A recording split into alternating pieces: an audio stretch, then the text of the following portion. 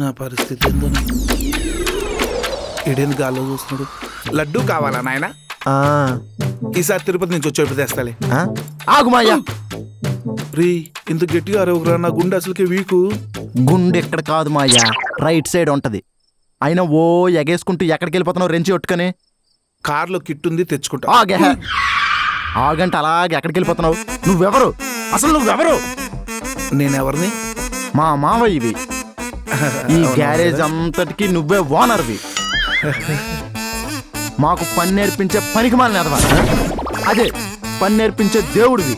అలాంటి నీ చేత పని చేపిస్తానా? నువ్వు ఇక్కడ కూర్చొని రిలాక్స్ అవ్వు, నేను వెళ్ళి కిట్టి తెస్తాను. కూర్చొని రిలాక్స్ అవ్వు. సరే. మీరు నా పక్కనుంటే ఈ గ్యారేజ్ ఎక్కడికో వెళ్ళిపోతుందిరా. వజ్రాలరా మీరు. ఈ వజ్రాలు నకిలీవని తెలిస్తే ఏమైపోతాడో.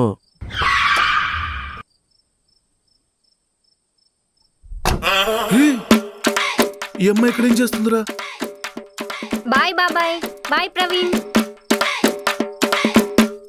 బాయ్ రూపా. వీడి లోపల ఏం చేస్తున్నాడు రా? నువ్వు కార్లో ఏం చేస్తున్నావురా? నన్ను అడిగితే నేనేం చెప్తాను చిన్నోడిని. ప్రవీణ్ గడికి అడుగు, అన్ని నీట్గా డీటెయిల్గా చెప్తాడు. చెప్పారా? అరే ఏంట్రా ఇది? ఏటి మాయా నువ్వు? నీకు మరీ పని మీద బొత్తిగా శ్రద్ధ లేకుండా పోతుంది. నాకా? సర్లే, ఆ కిట్ ఏదో తీసురా, నేను వెళ్తా. మాయా నువ్వెవరు అసలు? నువ్వెవరా? గ్యారేజ్ ఓనర్ రా. కదా, మరి వెళ్ళి కిట్టి తెచ్చుకో.